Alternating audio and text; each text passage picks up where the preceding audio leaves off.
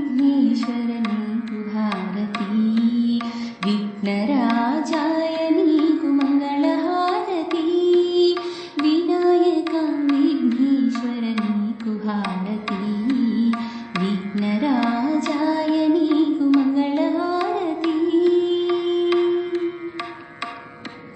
పరమేశ్వర తనయుడవు పార్వతీ పుత్రుడవు, పాపాలను పోగొట్టి లోకరక్షణ చేస్తావు.